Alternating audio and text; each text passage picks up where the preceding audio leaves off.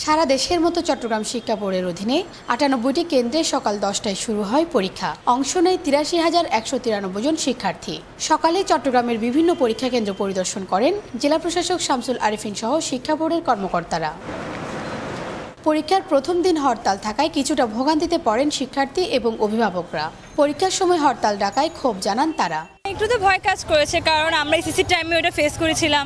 যে 2 ঘন্টা মানে 7টা সৃজনশীলের জন্য যে সময়টা, এটা খুবই মানে কম সময়। এই সময় আসলে 7টা সৃজনশীল ভালোভাবে লেখা যায় না। পরীক্ষার টাইমে হরতালটা না দিলেই ভালো, বিকজ আমাদের প্রিপারেশন নেওয়ার মধ্যে চাপ সৃষ্টি হয়। আমরা পরীক্ষা হবে নাকি হবে না এটার মধ্যে কনফিউশনে থাকি। কালকে রাতেই যখন আমরা হরতালের কথা শুনলাম, তখনই মানে বাচ্চাকে নিয়ে বাসা অনেকটু দূরে, একটু আসাটা তো আমাদের জন্য একটু রিস্ক ছিল।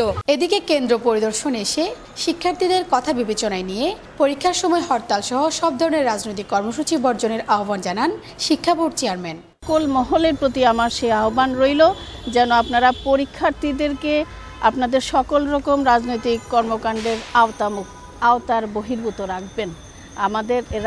আমাদের ভবিষ্যৎ প্রজন্ম, ওদের ভবিষ্যৎ মঙ্গলই আমাদের সকলেরই কামনা।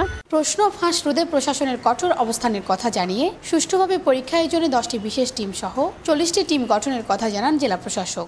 আমরা পুরোপুরি নকল মুক্ত যাতে পরীক্ষা হয় এবং কেউ যাতে কোনো গুজব না ছড়ায়। যদি কেউ কোনো এই প্রশ্ন ফাঁসের বিষয়ে গুজব ছড়ায়, আমরা কিন্তু কঠোর ব্যবস্থা নেব। এবার চট্টগ্রাম শিক্ষা বোর্ডের অধীনে মোট ৯৮ কেন্দ্রের মধ্যে চট্টগ্রাম জেলা ও মহানগরীতে এসএসসি ও সমমানের পরীক্ষা কেন্দ্র হচ্ছে ৬১টি।